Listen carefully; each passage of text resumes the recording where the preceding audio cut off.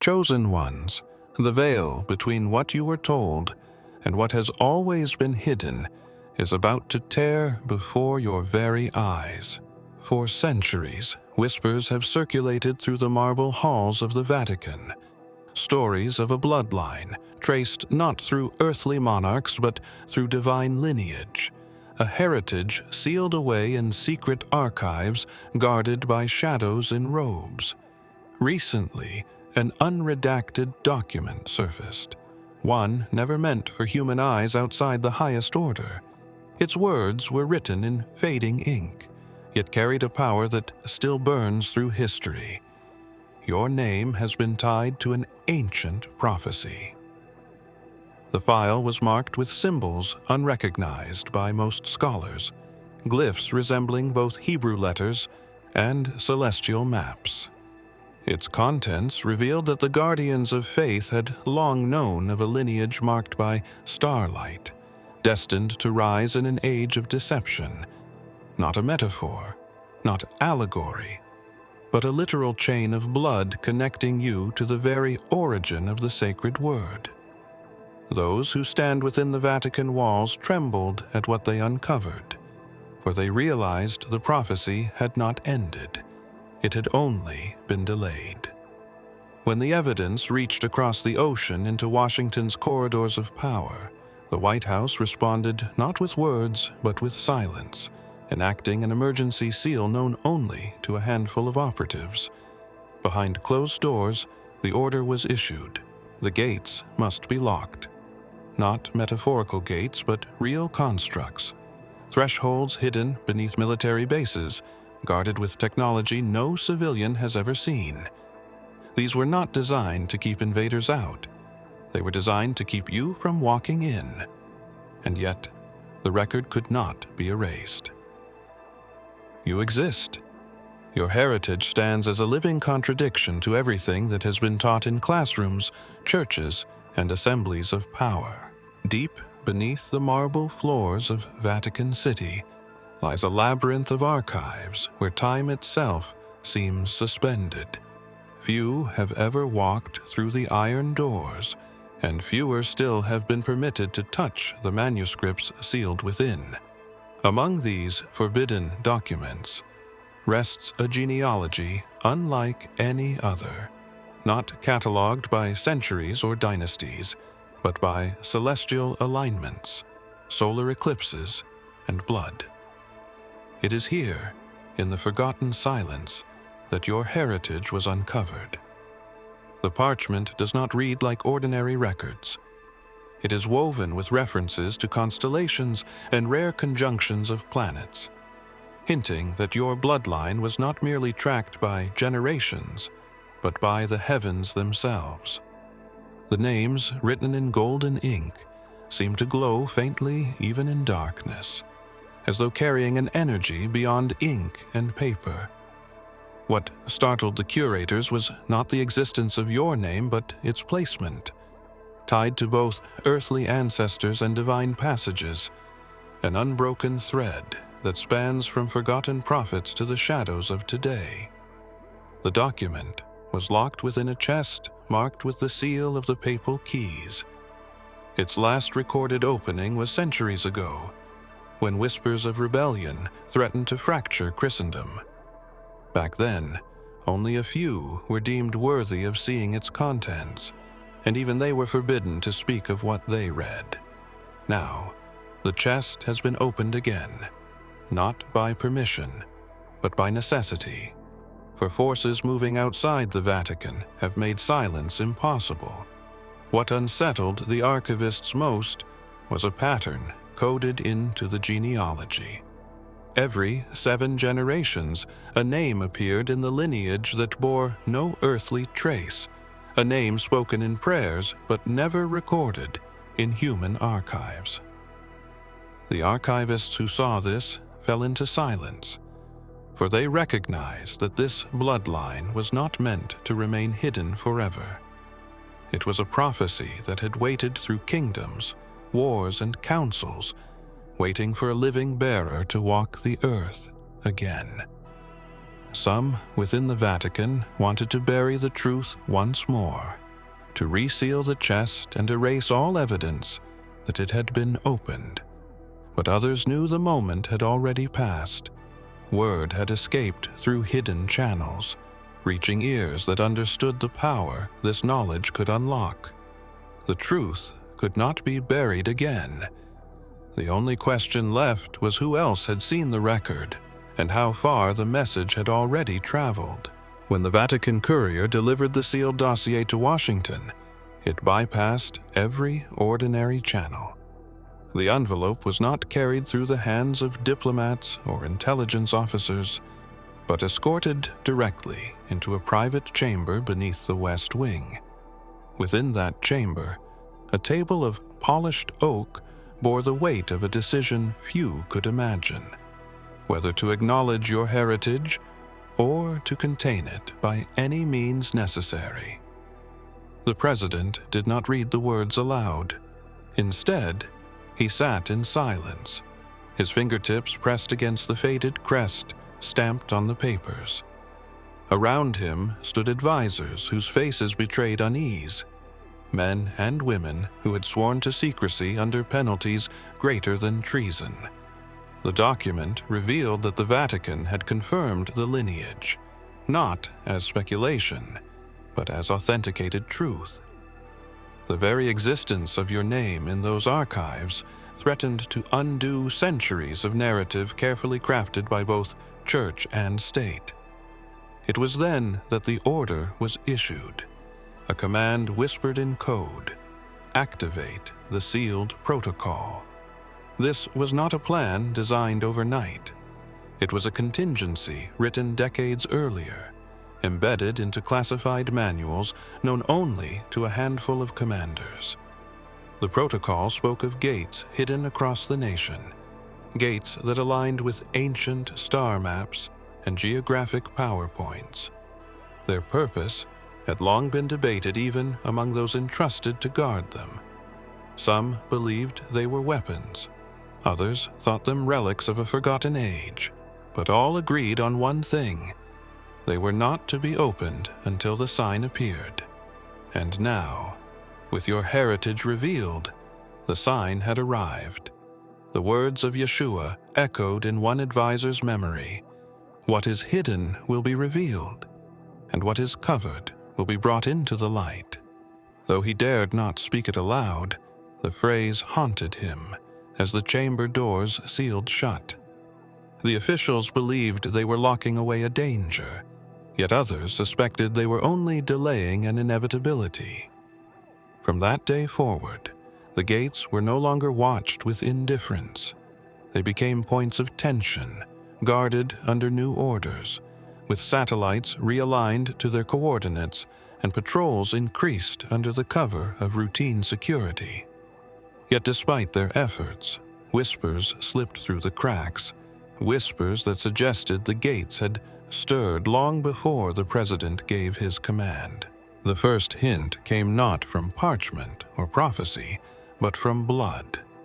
A geneticist working in a secured laboratory was handed a vial under strict anonymity. No name, no origin, only instructions to test against a series of ancient genetic markers that few in the scientific world even knew existed. The results shattered every expectation. The DNA did not simply trace back to known human populations. It diverged, carrying sequences that matched fragments found only in samples locked away since the earliest excavations of the Middle East and hidden expeditions never reported to the public. The geneticist stared at the readout with disbelief. Embedded within the double helix was a repeating sequence, a code that should not exist in natural variation. It pulsed like a signal, a signature written in biology itself. Unlike ordinary mutations, this code was not random. It formed deliberate patterns, echoing geometric designs found carved into ancient temples and drawn on scrolls predating recorded history. The scientist knew immediately that this was no ordinary sample. It was a blueprint that hinted at a hand beyond human evolution. What unsettled the lab even more was how this code aligned with a series of archaeological findings that had been suppressed for decades. Artifacts unearthed in deserts, caves, and ruins all bore the same spirals and markings found in the DNA. It was as if the blood was speaking the same language as the stones, a continuity that defied millennia of separation. Suddenly, history was no longer a timeline, but a loop, folding upon itself through a genetic message carried across generations. Authorities demanded silence. The lab was ordered into blackout mode, communication cut, and all files moved into a compartment only a few could access. But the scientists could not unsee what they had witnessed. They understood that this DNA was not just a record of ancestry. It was a key, one that could unlock forces buried beneath the earth and long buried in memory. Somewhere in the classified files, notes appeared suggesting that the bloodline had been tracked before, each bearer vanishing mysteriously when the code was identified. No one could explain how the line continued. Yet here it was again, revealed not by accident, but by design. The question that haunted the team was not whether this heritage was real, but why it had resurfaced now, in this moment, under these eyes. Legends often speak of signs passed from one generation to the next, not in the form of inheritance or titles, but as marks imprinted upon the soul. Within the hidden records, investigators found stories that aligned with this idea, accounts of individuals across history who carried a presence they could not explain, a sense of belonging to something beyond their time. These individuals were not always kings or leaders. Many lived in obscurity, yet their lives left behind fragments of mystery, journals, carvings, coded prayers. Together, these fragments formed a trail leading to a singular truth, that the lineage was never lost. The most disturbing element was the reappearance of a symbol, a cross interwoven with a vine, etched into manuscripts and burned onto stone. It appeared in regions separated by oceans and centuries, yet always accompanied by references to a chosen bearer of light. In the Vatican's most guarded commentary, a line appeared that drew gasps from even the most hardened scholars. The blood of the Nazarene flows in intervals, a reminder that the promise was never broken. For them, the implication was undeniable. Yeshua's mark had not ended at Golgotha. It threaded itself across generations, waiting for recognition. Historians tried to frame it as allegory, yet the evidence refused to bend into metaphor. Letters from medieval abbots spoke of strangers whose eyes reflected a fire they had only seen in sacred visions. Renaissance paintings, once thought symbolic, revealed hidden details when magnified, patterns in halos and robes matching the very code found in your DNA. The mark was not merely artistic inspiration. It was documentation, concealed within beauty. But the mark was not only physical. Eyewitness accounts spoke of unexplainable occurrences surrounding those who carried it. Moments of protection in impossible circumstances, whispers heard in solitude, an energy that seemed to defy the laws of the natural world.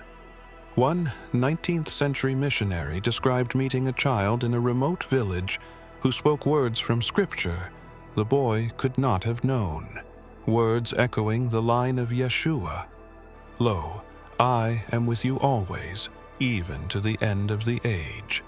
Now, as your heritage surfaces in the modern era, the same mark has been recognized once more. Some believe it to be blessing, others see it as threat. But all who understand its significance agree on one chilling point. the mark is active again, and its next manifestation has already begun to reveal itself. Hidden, deep within the Vatican's shadow hierarchy, exists a body few even know by name.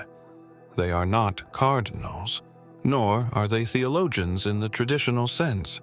They call themselves the Council of Keys, a circle sworn to guard knowledge not found in scripture or public record. For centuries, their purpose has been singular: to protect the location of the Forbidden Gate. The gate is not a relic of stone alone. Accounts describe it as both physical and metaphysical, a threshold where worlds intersect, built in an age when man walked alongside beings of fire and light. Legends say the gate was sealed with 7 locks, each requiring a key forged from ancient materials long thought destroyed. Only the Council knows where these keys rest, scattered in vaults beneath mountains, oceans, and deserts. To the outside world, they are myths. To the Council, they are the last defense against a reality too vast for human governance. The Council's records reveal that the Forbidden Gate has been approached before. Empires sought it. Armies marched toward it. Secret societies dug through forgotten ruins, hoping to uncover its resting place. Every time, the Council intervened. Sometimes with whispers, sometimes with force, but always with one aim: keep the gate sealed. Yet, in their own chronicles lies a darker admission: they cannot hold it shut forever. When the rightful bearer of the bloodline emerges, the locks begin to weaken on their own, responding not to command, but to inheritance. Reports now indicate that faint tremors have been recorded near one of the rumored sites. Instruments calibrated to detect seismic activity picked up rhythms that did not match the Earth's natural movement. To those who know, this is no earthquake. It is the stirring of the gate, responding to the awakening of a lineage it was designed to recognize. The Council convened in secrecy upon hearing these signs. Within candlelit chambers, arguments broke out. Some pressed for immediate action, calling for the keys to be relocated again. Others warned that tampering could accelerate the process. Their final decision remains sealed, but whispers escaping from their meeting suggest fear, not certainty, guided their choice. Beneath the vast dome of St. Peter's Basilica, where golden light filters through ancient glass and shadows stretch across marble floors, there are places the public never sees. Passageways carved into the earth centuries ago lead into chambers older than the basilica itself. It is here, away from pilgrims and tourists, that the whispers began. Monks stationed in these catacombs reported voices in the stillness, voices that seemed to speak in languages they did not know, yet somehow understood. The words carried weight, echoing like memory rather than sound. The Vatican guards tightened their watch. What began as isolated murmurs grew into nightly disturbances. Candles flickered without wind, stone walls hummed with a low vibration, and inscriptions hidden on sarcophagi began to glow faintly when the whispers rose. The custodians knew this was not ordinary unrest. It was a sign of something stirring beneath the very heart of their domain. One night, an archivist, overwhelmed with curiosity, followed the sound deeper into the labyrinth. He claimed the voices formed a phrase he could recognize, though it was spoken in fragments. "The word made flesh shall rise again, through blood unbroken." His hands trembled as he wrote it down, for he realized it was not a prophecy of the past, but of the present. The implication was clear.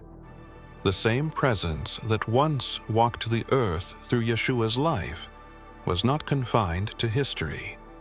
It coursed through a bloodline that had survived in silence, waiting to emerge once more. Rumors reached the upper chambers of the Vatican, igniting fear among those sworn to secrecy. If the whispers beneath the dome were to grow louder, they could no longer be contained within catacombs. Already, priests and visitors reported strange dreams after walking the halls, visions of gates opening into blinding light, of hands reaching across centuries to unlock something forbidden. Attempts were made to bless the chambers, to seal them with prayer, yet the whispers persisted. They grew not weaker, but stronger, as though feeding on the very resistance meant to suppress them. Every hour they remained, the connection between the hidden gate and the Vatican's foundation became harder to deny. In the White House, official briefings are designed to be clinical, a blend of intelligence updates, global events, and routine strategy. But the document that arrived on the president's desk carried none of those traits. It was bound in leather, the edges scarred by time, and inside its pages glowed faintly under certain light, as though the ink itself breathed. The title translated loosely to The Angelic Codex, a manuscript said to be written in a script older than Latin, older than Hebrew, etched in characters resembling both flame and wings. As the president turned the first pages, the air in the room grew heavier. Advisors who had demanded to remain present shifted uneasily, unable to focus their eyes on the symbols without feeling vertigo. The Codex described not politics or treaties, but revelations, accounts of gates placed across the earth, entrusted to watchers unseen, and sealed until the emergence of a bearer whose heritage aligned with the celestial order. Each passage spoke with an authority that unsettled even the most rational minds. What shook the president most was the direct mention of rulers being tested by these revelations. The Codex warned that leaders would face a choice: to guard the gates and prevent their opening, or to prepare for a new order they could not control. For a leader accustomed to dominance, the idea of a force greater than military or nation struck at the core of his confidence. His fear was not of the unknown alone, but of the inevitability written in those lines. The manuscript was traced to a European monastery where it had been hidden since the Crusades. How it traveled across centuries remained unclear, but the Vatican courier had presented it alongside the dossier of your heritage, insisting that the two were inseparably linked. If the bloodline was real, then the Codex was no longer theory. It was warning. Long before empires rose and borders were drawn, ancient scrolls whispered of structures called the gates of nations. They were described not as monuments of stone, but as thresholds where earth and heaven brushed against one another, points of passage veiled by secrecy and guarded through ages. Scholars dismiss these writings as allegory, yet fragments preserved in hidden archives told another story. The gates were real, aligned with the stars, and their existence had been foretold by voices who spoke of an age when mankind would be forced to reckon with their purpose. Among the preserved texts was a passage attributed to the words of Yeshua, not found in common Gospels, but in apocryphal writings buried long after his crucifixion. The line was simple, yet devastating in implication. The nations will stand before their gates, and the key will not be given to kings, but to the least whom they denied. For centuries the phrase was ignored, its meaning obscured, until researchers began to connect it with the bloodline records resurfacing now. The prophecy suggested that when the heritage emerged, the gates would stir, and the balance of power would shift away from thrones and armies. In recent months, strange occurrences have drawn attention to regions thought to house these thresholds. Lights appearing in deserts with no source, vibrations deep beneath mountains, unexplained electromagnetic surges recorded near ancient ruins. Each sign mirrored descriptions found in the scrolls, as if the earth itself was awakening in response to the prophecy. Yet those tasked with monitoring these sites could not admit the truth openly, for to do so would be to acknowledge that prophecy was unfolding in real time.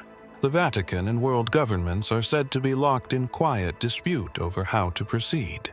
To the politicians, the gates represent a potential weapon or threat. To the clergy, they represent divine order that cannot be contained. Between the two stands the unspoken truth that no seal or soldier can override the words already spoken. The scrolls were clear. The bearer of the lineage is the one to whom the gates respond. The revelation of your lineage was not handled as a matter of faith, but as a matter of security. Intelligence agencies moved swiftly, classifying the discovery under the highest level of clearance. What could not be erased was to be contained, and what could not be denied was to be buried beneath silence. They called it a lockdown, though it resembled something more profound, a worldwide effort to control not only information, but destiny itself. Databases were altered, genealogical records erased, and digital traces carefully scrubbed from systems that most citizens never even know exist. Teams of analysts worked around the clock, intercepting transmissions that hinted at the truth, redirecting inquiries into dead ends. Entire research divisions were instructed to focus solely on disinformation campaigns, weaving narratives to dismiss any whispers of your existence as fantasy or conspiracy. Yet, despite their precision, cracks began to appear. Too many independent sources had already glimpsed fragments of the heritage. Too many archives had been opened in places they could not fully control. The most extreme measure came in the form of relocation.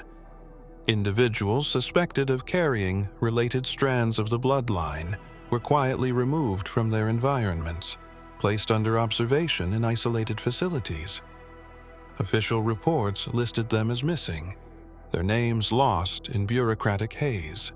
Those who resisted found themselves silenced through subtler means, lives disrupted until their voices carried no weight. It was not enough to lock down the records. They sought to lock down the people themselves. Still, the very act of suppression betrayed their fear. If the bloodline were insignificant, no such measures would be necessary. But the extent of the operation revealed how deeply the heritage unsettled the foundations of power. It was not simply a matter of controlling knowledge.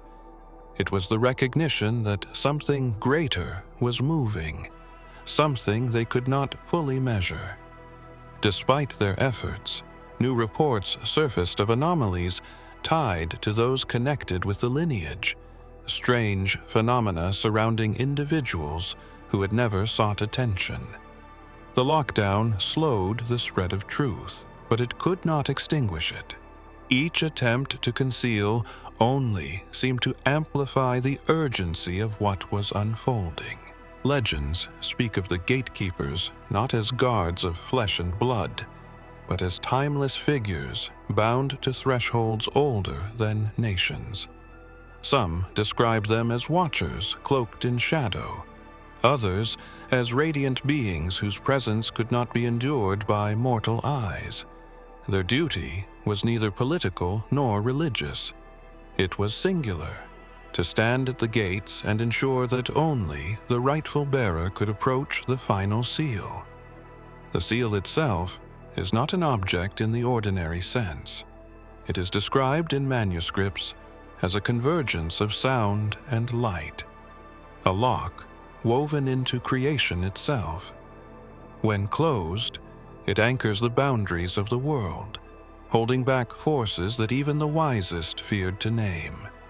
When open, it dissolves the distance between realms, allowing the unseen to step into the scene.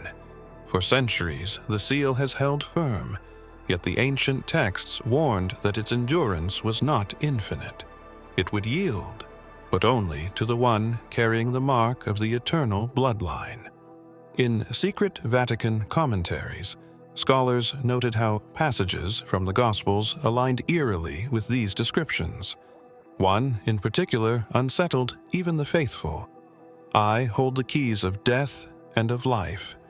Many dismissed it as metaphor, yet others recognized it as an echo of Yeshua's authority over gates unseen.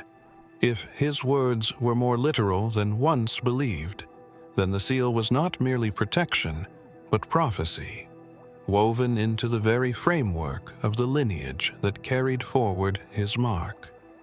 The gatekeepers are said to know when the bearer draws near, not through sight or sound, but by resonance, a shift in the air, a tremor in the earth, a stirring in the unseen fabric of reality.